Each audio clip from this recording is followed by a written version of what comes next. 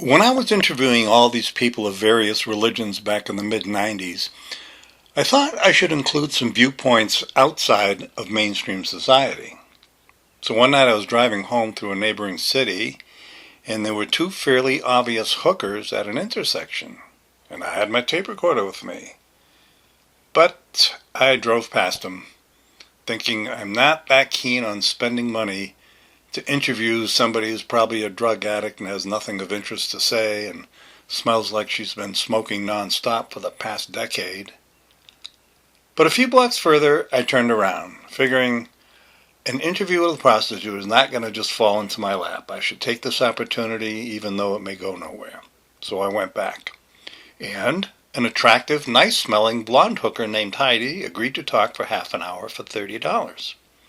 Turns out she was a Mormon for a while, but then returned to her current lifestyle because she needed to earn a living and support her kids.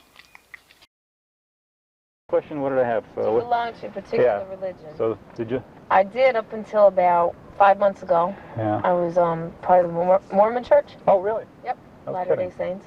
Huh. And then I met this guy. Yeah. A guy that I had known like 3 years before. Yeah. And ended up back out on the streets, and they really don't believe in this. Yeah, sure, I know. Yeah. So it's kind of like, I haven't been back to church since then. Yeah. I kind of like looked over all religions. Uh-huh. And then when they came to me with this religion, it seemed like, so you got like questions all your life wondering, okay, why, what's the reason for this? And then finally the answer comes to you.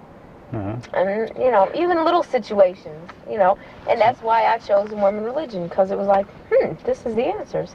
Mm-hmm. But I kind of, my lifestyle I've been in since I was 17, so it's kind of hard to switch from my lifestyle to put all my faith into my money coming from the church or anything else and everything working out, instead of me saying, okay, I need money, I got bills to pay, I got to live, and this is how I'm going to do it. I do this for the money. I've been doing this since I was 17. Yeah. I was molested, I was raped when I was like little, molested when I was 8 by my family. I grew up, I was gang raped when I was like 16. Must have been about 30 guys. Oh, anyway, when I got introduced to the Mormon religion was a year ago in the summertime. I wasn't working. I was pregnant with my 13-month-old. And they had come around. When I first got pregnant, I was real depressed, really suicidal, but I had like an 18-month-old daughter with me, and I knew I couldn't do anything because I needed to be there for her. And they had a commercial on TV, so I called the number. It took them like 3 months, and they came out and like showed me, this is the Book of Mormon, this is this, this is that. Yeah. How long did you stay in there? For about a year. I was baptized a year ago in August. Yeah. They just, a lot of things made a lot of sense, you know, like, I have always, ever since I was little, I have always believed in God, because, like, one time I just wrote my thoughts out when my kids were really getting to me, and you think about it, the same God, we can have babies that grow from, like, this to this in a year. In 5 years' time, you have kids that have learned everything. This is the same thing that creates ants and spiders and trees and raindrops. There has to be something greater than anything that there is here.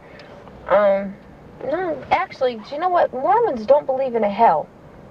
Okay? They believe that after you leave here, there's like 3 different kingdoms. I don't remember the names of them, okay?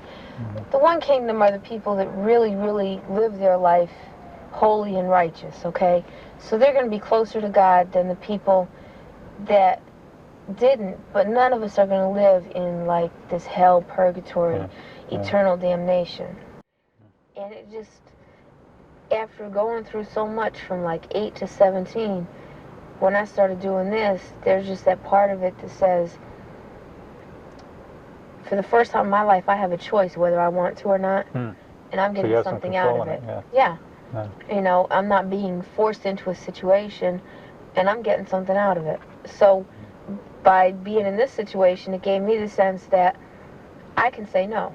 I'm choosing to say yes, but I can at any time say no. Where before I wasn't able to. It was just something that happened. I had no control over it. Do you find yourself relatively happy doing what you do, or? Actually, if you had a choice. Know what? In some, and I want to say this and sound sick or perverted or anything, but in some strange way, there's some part of me that feels okay about what I do because a guy wants something. Mm-hmm.